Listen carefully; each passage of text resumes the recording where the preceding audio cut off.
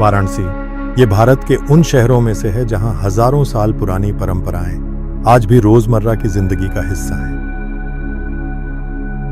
गंगा के किनारे बसे घाट, संकरी गलियां, मंदिरों की घंटियां, सुबह की नावें और रात की आरती। यहां हिस्ट्री किसी म्यूजियम में बंद नहीं है, बल्कि सड़कों पर चलती हुई दिखाई देती है। लेकिन वाराणसी को समझने के लिए आपके पास कई दिन होना जरूरी नहीं है। अगर आपके पास सिर्फ एक पूरा दिन है तो भी आप वाराणसी को अच्छी तरह महसूस कर सकते हैं। और इसलिए आज हम सूरज निकलने से पहले 80 घाट से शुरुआत करेंगे। गंगा में सनराइज बोट राइड करेंगे, पुराने शहर की गलियों में लोकल ब्रेकफास्ट करेंगे, काशी विश्वनाथ जाएंगे, घाटों के बीच चलेंगे, मणिकर्णिका तक पहुंचेंगे और शाम को गंगा आरती के साथ अपना दिन खत्म करेंगे। तो चलिए देखते हैं कि सुबह से रात तक इस शहर को प्रैक्टिकली कैसे एक्सप्लोर किया जाए।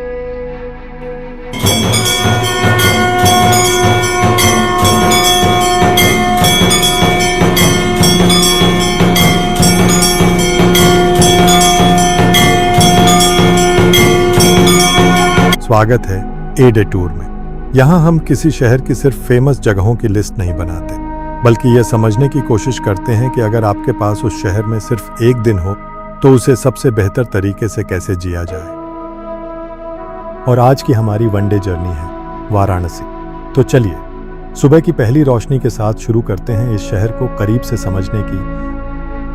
अगर आप वाराणसी के बाहर से आ रहे हैं तो सबसे कन्वीनियंट अराइवल पॉइंट आमतौर पर वाराणसी जंक्शन, जिसे कैंट स्टेशन भी कहा जाता है, या बनारस रेलवे स्टेशन हो सकता है। अगर आप फ्लाइट से आ रहे हैं तो लाल बहादुर शास्त्री इंटरनेशनल एयरपोर्ट शहर से लगभग 25 से 30 किलोमीटर दूर है और ट्रैफिक के हिसाब से एयरपोर्ट से सेंट्रल वाराणसी तक करीब 45 मिनट से लेकर 1 घंटे या उससे ज्यादा लग सकता है। लेकिन आज की जर्नी के लिए एक बहुत इंपॉर्टेंट बात, होटल ऐसी जगह चुनें जहां से सुबह 80 घाट तक आसानी से पहुंच सकें। अगर आप कैंट या गोदौलिया के आसपास ठहरे हैं तो सुबह करीब 4:45 या 5 बजे निकलने के लिए कैब या ऑटो पहले से अरेंज कर लें।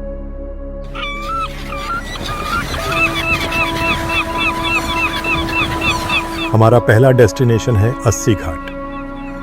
कोशिश कीजिए कि सनराइज से कम 15 से 20 मिनट पहले यहां पहुंच जाएं और 10 मिनट में घाट का माहौल महसूस कर सीधे बोट राइड के लिए निकल जाएं। वाराणसी को पहली बार देखने के लिए मेरी सबसे मजबूत रिकमेंडेशन यही होगी कि सुबह की बोट राइड जरूर करें, लेकिन बोटमैन से प्राइस तय किए बिना बोट में नहीं बैठें।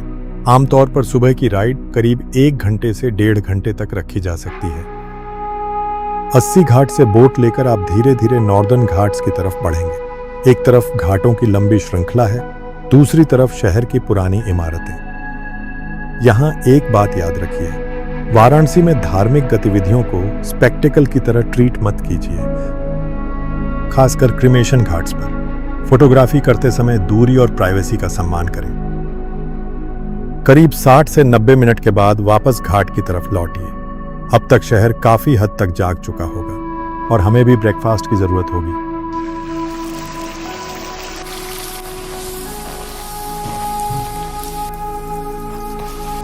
वाराणसी में पहला मील लोकल होना चाहिए। एक लोकल ब्रेकफास्ट शॉप में आपको बहुत कुछ देखने को मिलेगा, लेकिन यहाँ एक रूल रखिए, जो चीज सबसे ज्यादा बन रही है वही खाइए। फ्रेश कचौरी, गरम सब्जी और उसके बाद थोड़ी जलेबी। अब हम वापस गंगा की तरफ आएंगे। अगली मंजिल होगी केदार घाट। केदार घाट से आगे बढ़ते हुए आपको हरिश्चंद्र घाट मिलेगा और फिर ललिता घाट की तरफ जाते हुए शहर का कैरेक्टर बदलता जाता है। कहीं पूजा की तैयारी हो रही है, कहीं फूल बिक रहे हैं, कहीं कपड़े धोए जा रहे हैं और कहीं लोग बस अपनी रोजमर्रा की जिंदगी में व्यस्त हैं। अब हम उस जगह की तरफ बढ़ेंगे जिसे वाराणसी की यात्रा में छोड़ना मुश्किल है, काशी विश्वनाथ। काशी विश्वनाथ पहुंचने से पहले एक बहुत इंपॉर्टेंट प्रैक्टिकल बात, टेंपल के अंदर इलेक्ट्रॉनिक आइटम्स और कुछ सामान लेकर जाना अलाउड नहीं है, इसलिए अपने फोन, कैमरा और अननेसेसरी लगेज को लेकर पहले से प्लान कर लें। एक और इंपॉर्टेंट बात, टेंपल में फ्री जनरल दर्शन और पेड स्पेशल दर्शन दोनों अवेलेबल है। ये आप पर डिपेंड करता है कि आप कौन सा चूज करते हैं। मेरी मानिए तो यहाँ पेशेंस रखिए। टेम्पल विजिट को रश्ड एक्टिविटी मत बनाइए। टेम्पल से बाहर निकलते ही वाराणसी फिर बदल जाता है। कुछ मिनट पहले आप एक मेजर पिलग्रिमेज साइट में थे और अब आप ऐसी गलियों में हैं जहां दूध की दुकान, फूलों की दुकान, मिठाई की दुकान और छोटी छोटी पूजा सामग्री की दुकानें एक दूसरे से कुछ कदम की दूरी पर हैं। अब कोई बड़ा अट्रैक्शन ढूंढने की जरूरत नहीं है, बस शहर को ऑब्जर्व कीजिए और अगर कोई लोकल स्वीट शॉप बिजी दिखे तो वहीं रुककर टी या कोई छोटा लोकल स्नैक ले सकते हैं। दोपहर के बाद हम फिर गंगा की तरफ जाएंगे और अब इटिनरी का सबसे सेंसिटिव हिस्सा आता है, मणिकर्णिका घाट। यह वाराणसी के सबसे इंपॉर्टेंट क्रिमेशन घाट्स में से एक है, लेकिन इसे टूरिस्ट अट्रैक्शन की तरह देखने की कोशिश मत कीजिए। यह जगह वाराणसी को समझने का एक अलग पर्सपेक्टिव देती है। यह शहर सिर्फ पूजा और फेस्टिवल्स का शहर नहीं है। यहाँ जीवन और मृत्यु दोनों रोजमर्रा की रियलिटी है और शायद यही कारण है कि वाराणसी बाकी इंडियन सिटीज से इतनी अलग महसूस होती है। मणिकर्णिका से आगे बढ़ते हुए अब हम पुराने शहर की कमर्शियल साइड की तरफ जाएंगे। अगर आपको बनारसी सिल्क खरीदना है तो यही समय है, लेकिन एक बात याद रखिए, हर दुकान जो प्योर बनारसी सिल्क कहती है जरूरी नहीं कि आपको वही मिले। अब आपको एक छोटा ब्रेक लेना चाहिए, कुछ भी लोकल डेलिकेसी ट्राई कर सकते हैं। यह छोटा सा पॉज बहुत काम आएगा क्योंकि अब हम दिन के फाइनल और सबसे क्राउडेड सेक्शन में प्रवेश करने वाले हैं, दशाश्वमेध घाट। गंगा आरती का एग्जैक्ट टाइमिंग सीजन और लोकल शेड्यूल के साथ बदल सकता है, इसलिए उसी दिन टाइमिंग कंफर्म कर लेना बेहतर है। आरती देखने के लिए एक्सपेंसिव बोट लेना जरूरी नहीं है, घाट से भी एक्सपीरियंस बहुत अच्छा है। आरती शुरू होती है और अचानक पूरा रिवर फ्रंट एक अलग रिदम में आ जाता है। घंटियों की आवाज, मंत्र, भीड़ और सामने नदी। यह वह मोमेंट है जहां कैमरा कुछ देर नीचे रखना चाहिए, क्योंकि इस पूरे दिन की सबसे अच्छी मेमोरी शायद वीडियो में नहीं आएगी, वह सिर्फ आपकी मेमोरी में रहेगी।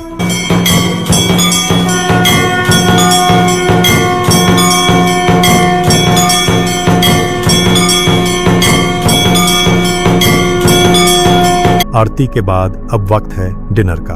आज डिनर सिंपल रखिए, बनारसी वेजिटेरियन फूड, थाली या लोकल स्पेशलिटी। बजट लगभग 200 रुपीज टू 350 रुपीज। अगर आप बहुत थके हुए हैं तो रेस्टोरेंट चुनने का सबसे अच्छा क्राइटेरिया आज रिव्यूज नहीं है। अगर आप वाराणसी को कंफर्टेबल तरीके से एक्सप्लोर करना चाहते हैं तो बहुत ज्यादा गर्मी से बचना बेहतर है।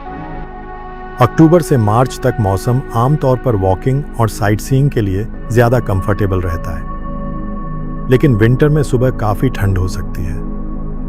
और एक प्रैक्टिकल बात, अगर आपका ऑब्जेक्टिव सिर्फ साइट सीइंग नहीं बल्कि फेस्टिवल्स एक्सपीरियंस करना है तो देव दीपावली, महाशिवरात्रि या होली जैसे पीरियड्स अलग तरह का एक्सपीरियंस देते हैं। वाराणसी घूमना बहुत मुश्किल नहीं है, लेकिन कुछ प्रैक्टिकल बातें पहले से पता हों तो आपका दिन काफी आसान हो सकता है। ओल्ड वाराणसी की गलियां बहुत संकरी हैं, इसलिए कंफर्टेबल शूज पहनिए और काफी वॉकिंग के लिए तैयार रहिए। घाटों पर सीढ़ियां अनइवन और कई जगह स्लिपरी हो सकती हैं, इसलिए चलते समय थोड़ा ध्यान रखें। अगर कोई आपको स्पेशल दर्शन, पूजा या शॉर्टकट के नाम पर अप्रोच करे तो पेमेंट करने से पहले ऑफिशियल काउंटर से वेरीफाई कर लें। इन छोटी छोटी बातों का ध्यान रखेंगे तो वाराणसी में आपका पूरा दिन ज्यादा कंफर्टेबल और हैसल फ्री रहेगा। और अगर आप ऐसे ही किसी दूसरे शहर को सिर्फ घूमना नहीं बल्कि एक पूरे दिन में सही तरीके से एक्सपीरियंस करना चाहते हैं तो ए डे टूर के साथ बने रहिए। अगला शहर शायद आपका अगला वन डे जर्नी हो।